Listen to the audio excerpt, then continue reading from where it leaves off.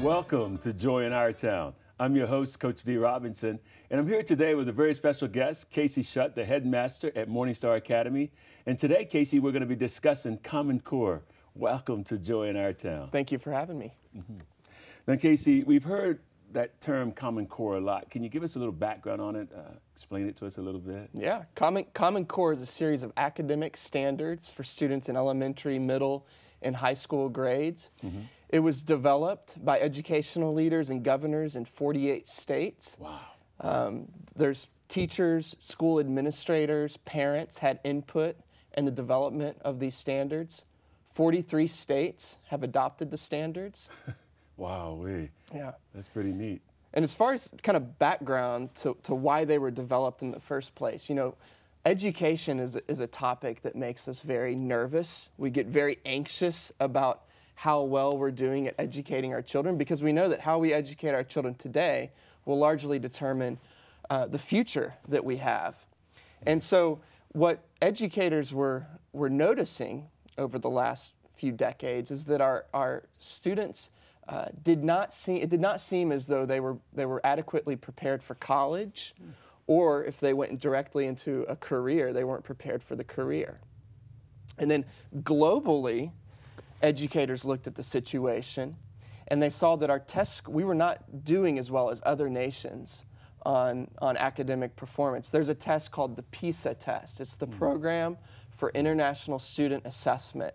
And our scores were quite a ways down the list. Finland and South Korea were scoring at the top. But American test scores were pretty average. And so those are the two kind of concerns that sparked the development of this Common Core. Yeah. Are there any solutions that Common Core is specifically designed to fix? Well, the decline in academic standards, but one thing that comes up quite a bit is the need to improve students' critical thinking skills. Because if you think about the marketplace, jobs that exist now didn't even exist 15 years ago. I mean, there's some students that may be majoring in a certain field or discipline, and that major may be obsolete in the next 10 years. Wow. And so in that situation, students need highly transferable skills, skills that make them nimble and capable of adapting in a fluid market. And critical thinking skills are those kinds of skills. Yeah. Well, you know, in the Common Core, there's some other educational philosophies or reforms. Do you want to touch on that a little bit that's maybe different? Yeah. So I think the Common Core, the approach has been looking kind of forward and how can we develop standards for the future. And one piece of kind of confusion on this Common Core that probably should be clarified is that the Common Core is providing standards. They're not prescribing a pedagogy or a way of teaching those standards. Right. They're just giving you the goals and the objectives. And what a lot of people are upset about, I think, or when it comes to Common Core, what some of the controversy has been about is about the curriculum that is aligned with the Common Core. And so that's where some of the confusion comes in. Now, you might say, though, well, don't the standards kind of dictate how don't they inform the means for reaching those standards? And I think that's true. They do. And that's where let me give you an example. One of the standards for second graders is that second graders would be able to understand the number 100 as a bundle of 10 tens. Okay, so the standard is requiring students to understand, second graders, to understand the number 100 in a very conceptual way. Now there's a curriculum. When I lived in the Tulsa area and worked in a public school in Tulsa, and there was a district that used a curriculum called Everyday Math. And Everyday Math is very different, the curriculum is very different from probably the math curriculum that you and I had in elementary school. Their desire is to really help students understand numbers at a very conceptual level. And that curriculum fits very nicely with that standard, that second grade standard. Now, a lot of folks have not been pleased with that everyday math curriculum just because it's so different. Students come home with homework and it looks entirely foreign to the parents of these students. So that's an example of how these Common Core standards can inform the curriculum. But the curriculum and the standards are two separate things. You talked about that, how it was when you and I were in school. What are some of the major misconceptions that maybe people are facing or you're hearing about the Common Core? Yeah, I think that would be the biggest one, that the Common Core is prescribing means and a specific pedagogy, even though what they're simply doing is providing the standards. Mm-hmm. Now, one thing to point out is that the writing cursive, for students to write cursive, that's not a part of the standards. So now parents have said, well, Common Core doesn't allow cursive to be taught. Well, that's not true. Common Core doesn't say whether cursive should be taught or not. It just isn't required in the standards, which begs the question: if it's not required in the standards, will it be taught? Will it be viewed as important by teachers? Yeah. So that's kind of the concern. Will those standards apply to private and homeschool students as well? No, they don't. Not necessarily. Now, a lot of private schools, a lot of homeschools are in operation because they perceive some type of weakness in the public school system.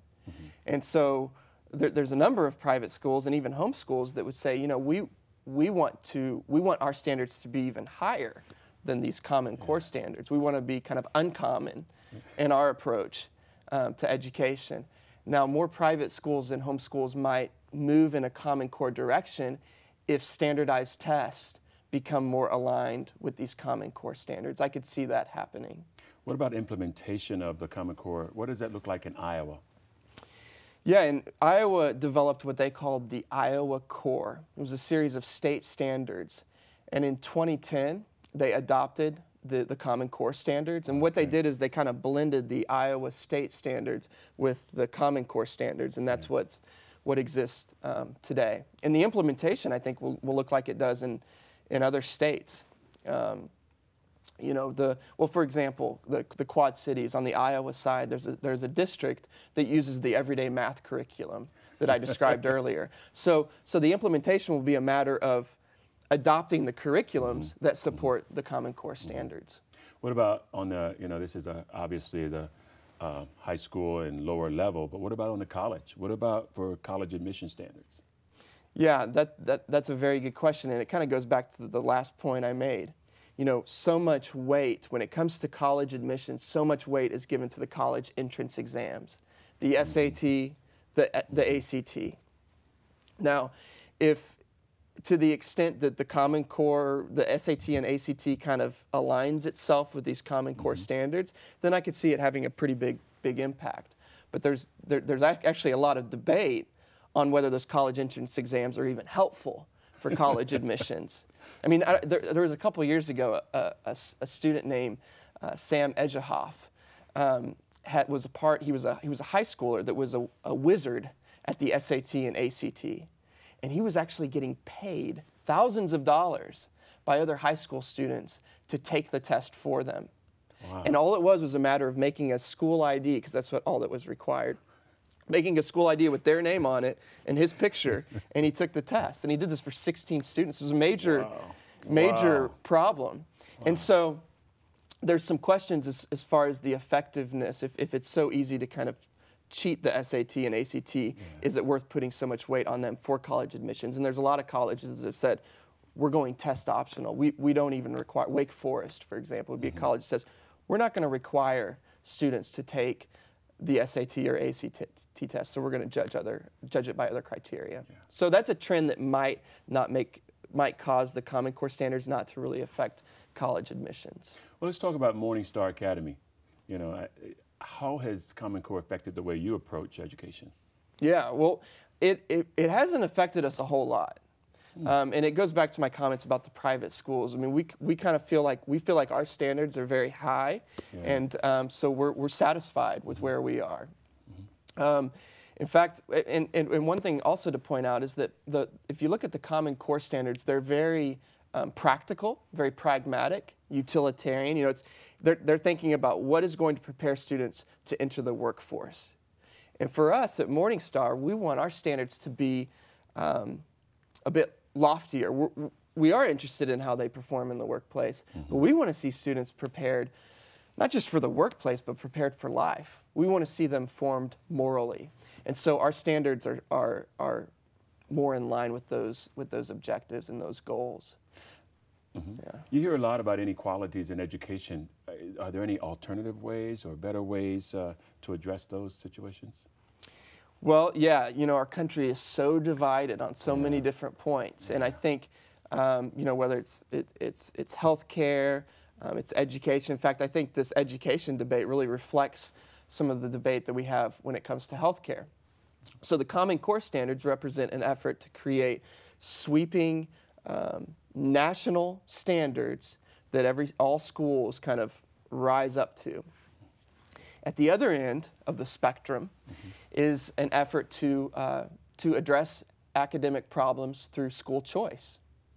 In Iowa, for example, there's legislation being sought that they're called education savings accounts, ESAs. And these ESAs would provide a $5,000 credit to every pupil in the state of Iowa. So every family that has a student in their home would get $5,000 to send their child to the school of their choice. Wow. And these programs have been initiated in other states. And I actually think that's the kind of change that would help education across the board. In states and cities where education choice has been promoted, you'll see that the private education has improved. But not only private education has improved, but public schools have improved, because they are now the competition has been leveled, and they're in more competition with those private schools, and they've actually benefited. They've become healthier as a result of that, of some of that competition. So not only does it create a healthy competition, I think it automatically makes parents more involved, because they're saying, "Well, I've got $5,000. I don't have to kind of do the default neighborhood school. I can start exploring educational options." Absolutely. And they begin thinking a little bit more about the education of their child than they would have without that savings account. Quickly, let's talk about your circle of influence. In your circle of influence, do you see more, as an educator and headmaster, do you see more pushback against the Common Core or more embracing? In my setting, I see more pushback. I think some of it is legitimate. A lot of it is legitimate. Some of it is related to some of the confusion that I mentioned between the Common Core standards and then the various curriculums that are aligning themselves to the Common Core standards. If you go to an education store, you know, and you look at curriculum, you would be hard-pressed to find a curriculum that did not say, you know, in very bold print, Common Core aligned, because everybody wants to be Common Core aligned. So all these curriculums are being shaped by these standards, but they're not necessarily the standards. This is certainly a great conversation, Casey, and we'll be right back in a minute. Audience, we'll be right back in a moment, more with Casey Shutt in a moment.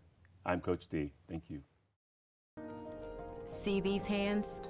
They grip the wheel of a Humvee in Afghanistan. These hands? 6 years treating soldiers. 12 years flying choppers. We know you're strong, but sometimes you need a helping hand. You served us. Now let us serve you. The Iowa City VA Healthcare System.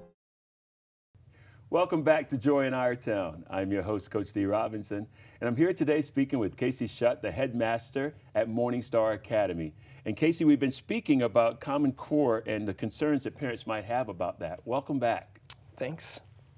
As we continue, Casey, on the surface, Common Core sounds like a great idea, but there's some raging philosophical battles going on. I'm sure you're much aware about that. What is the objection to using these standards to help America become more competitive? Yeah. There has been a little bit of controversy over this Common Core, hasn't there? Yes, it Yeah. is. And, you know, in the 1940s, C.S. Lewis wrote a book called The Abolition of Man.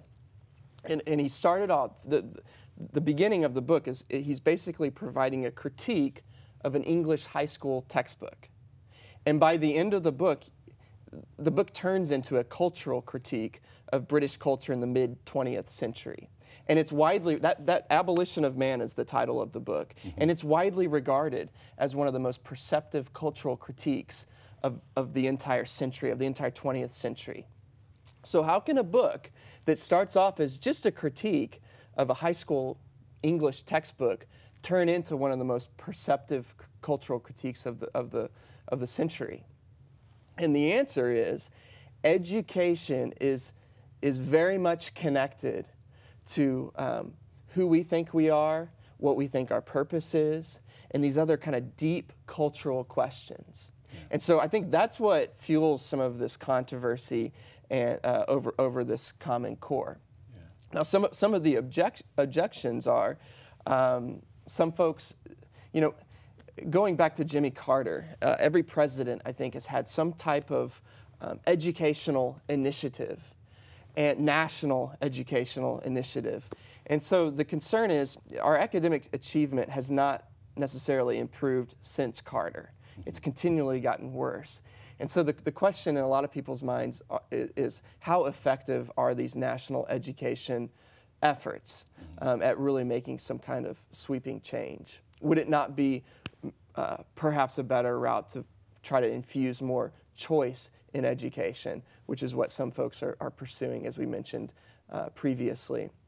And then a lot of folks are objecting to the kind of stuff homework that their students bring home, the math homework, for example, being just very different. Yeah. And so those are some of the objections. But I think across the board, folks agree that there are significant academic concerns that we have, and Common Core is an effort to try to address those. You know, knowing C.S. Lewis's background, what are some of the feedback maybe you've heard from religious institutions or religious communities and educational communities regarding the Common Core?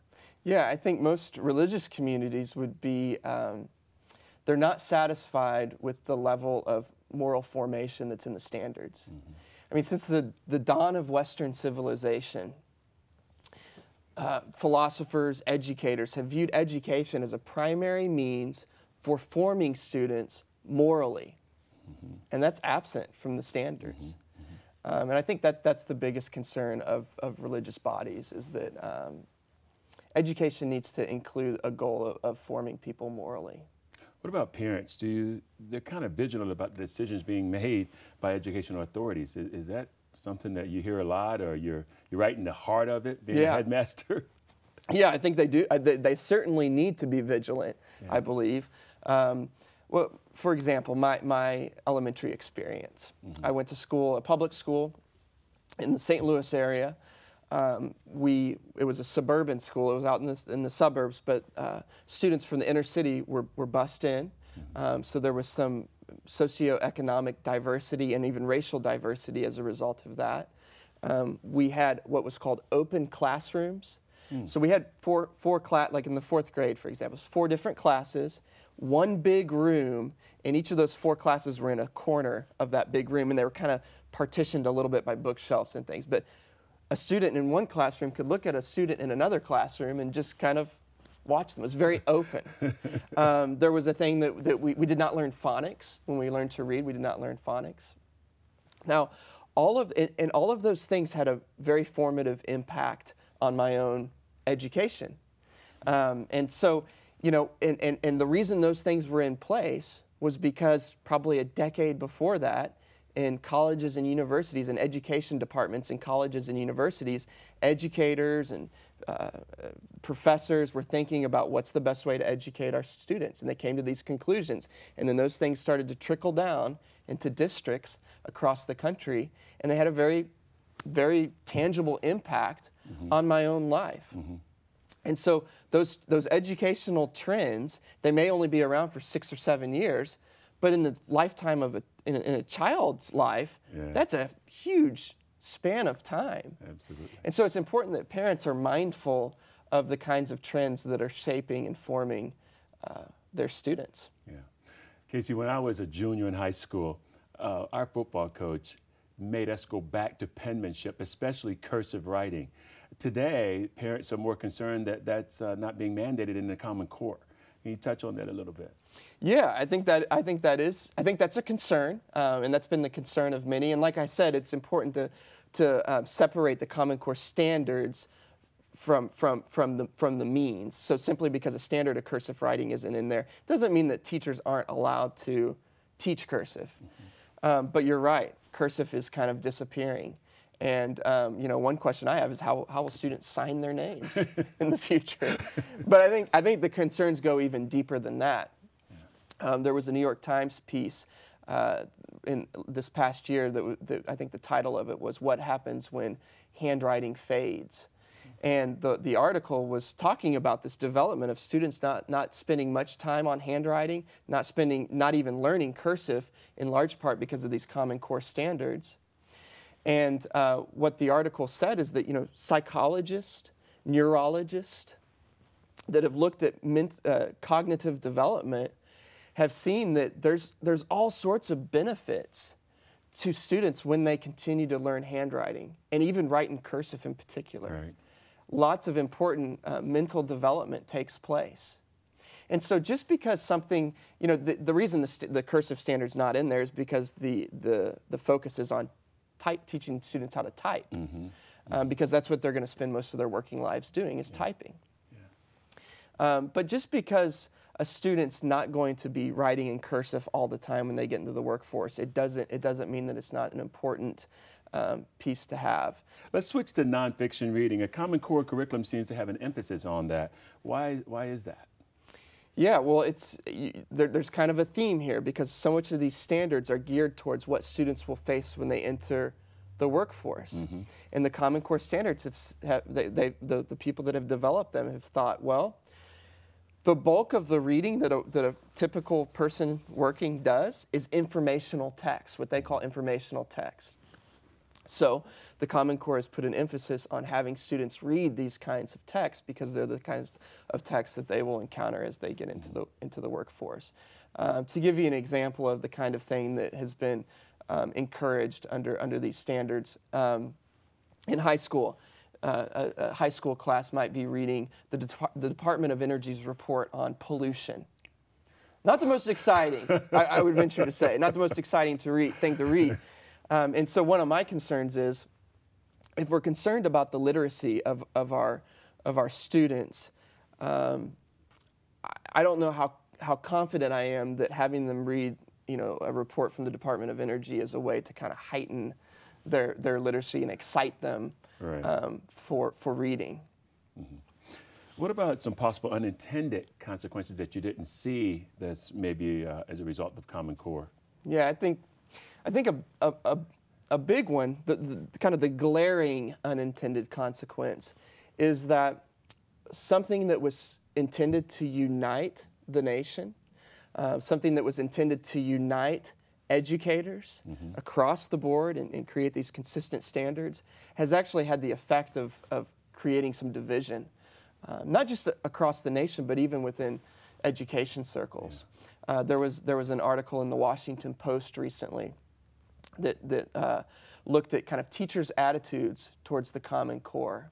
And they cited a study done by the Peabody School, the School of Education at Vanderbilt University, with regard to Tennessee, teachers in Tennessee. And last year, 60% of teachers supported the Common Core.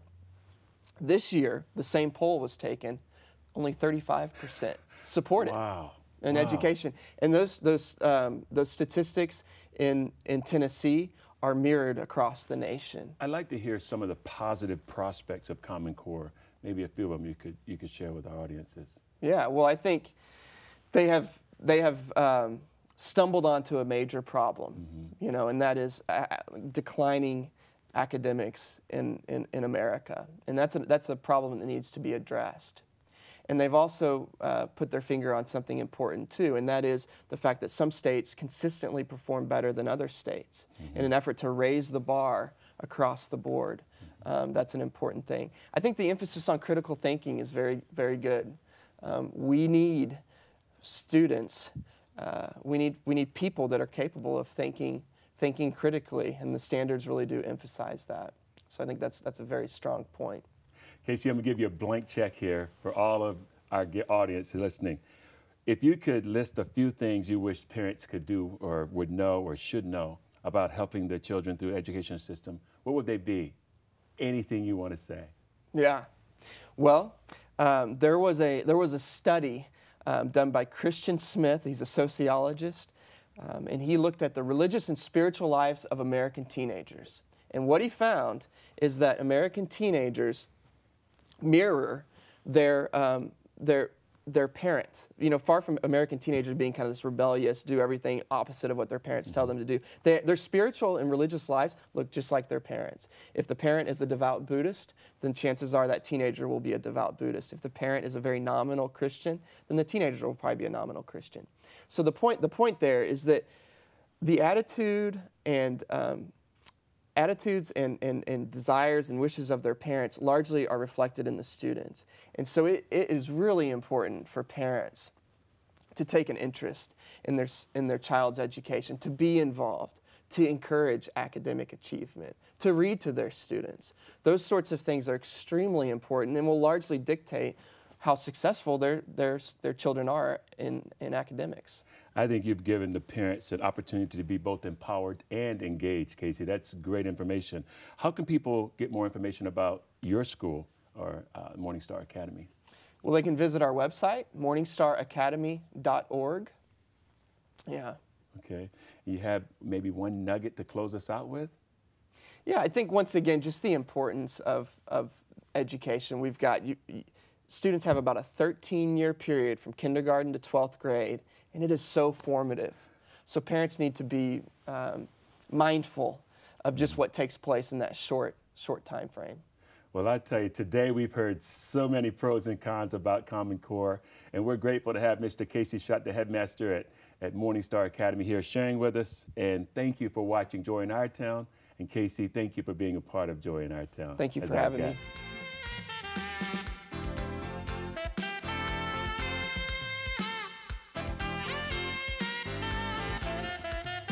This program has been sponsored by the Trinity Broadcasting Network and made possible by your telethon dollars.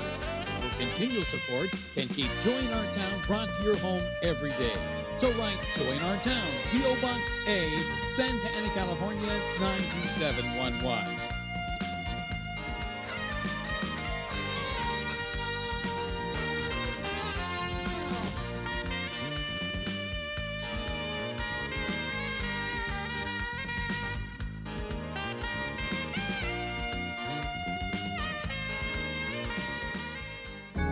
You're watching TBN, part of the Trinity Broadcasting family of networks.